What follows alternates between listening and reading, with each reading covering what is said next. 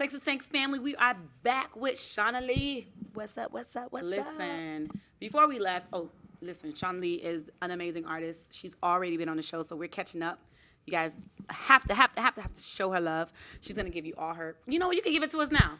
Okay. What's your Twitter, Instagram? You can find me everywhere at one Shanna Lee. That's ONESHANNA LEE. I should have wore a shirt. That would have made it a little easier, but I'm pretty sure he's gonna put it. Under your picture. You just spell it out, y'all. ONE, then my name. Yes. Since we're speaking of childhood, I want your take on something. So I saw something that was a little disturbing. Since we go way back, where we're very resilient in our upbringing. Like there's certain things that we just had to do, right? Yes. So there's this woman who doesn't have any choice but to work. She's I thought she was a single mom, but at the time I guess she was the one taking care of the kids. Okay. She has 2 kids. One of them I think was like 7. Don't quote me on the age. And the other one was about 3-ish or 2-ish. I don't know. Young kids, babies, right? They're not 10 years old yet. So she left them in a hotel room as she went to work. When she came back to the hotel, they arrested her because someone called and said that she left the kids unattended. But come to find out, they put it out on social media, and everybody was, they empathized with her, and they were like, "Wow, that's unfortunate. When I was younger, I had to stay home by myself." And she was homeless, like she didn't have a place to stay, so that's why she was living in a hotel. That just heightens everything. Right. So come to find out, after they did the research, and the community actually put a GoFundMe account for her, and so far they've raised over $150,000 for her. Blessing in disguise, right? Yes. And they start researching who called. It was the father of the kids. Girl, called. bye. I'm so serious. So my question is, the daddy called. Yes, the daddy called. It's unfortunate, right? But she's gonna get her blessing because with the 150 plus K, she's going to purchase a home. She's gonna purchase a home, right? Okay. So but she need to get a babysitter too, because he's gonna call again. She got to get somebody to move in. You're right. She needs a nanny.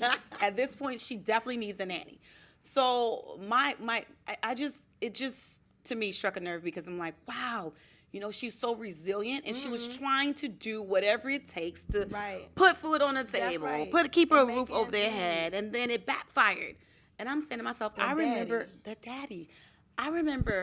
my parents giving me strict instructions, because back then they'll tell you don't answer the phone for nobody. And I'm going to call you at 3 p.m. And then that's the only time you're going to answer the phone. On the dot. Right. And then they'll test you and call you like at 1. And if you answer the phone, you was going to get in trouble. Thank you. So we have like kind of like the same similar upbringings, right? So my question is, like, I don't know, what happened to our village? Our village. That's a great question. Our village is gone. What village? Yeah. That's kind of how it feels. Everybody is like, how you say it, like, for themselves. Yes. You know what I mean? Yeah. It's like, if I see something going on, I ain't see it. Right. Or, turn the blind eye. That, I think, is plaguing the whole world. Yes, definitely. Where is the love? Oh, gosh. I can't wait to share Heart with y'all, because I was just going to say that segues right into Heart. Heart is such a people world song. It's like a call to action, and I think it's interesting that you brought that up. Like it feels a lot like we're alone, and it's so many people in the world. It's like kind of crazy that you would have feelings of loneliness or being insular, or like, not being able to connect when there's so many people around. Right. It's strange. Even this thing where people will like stand as a bystander and film you while something detrimental is happening and not get help.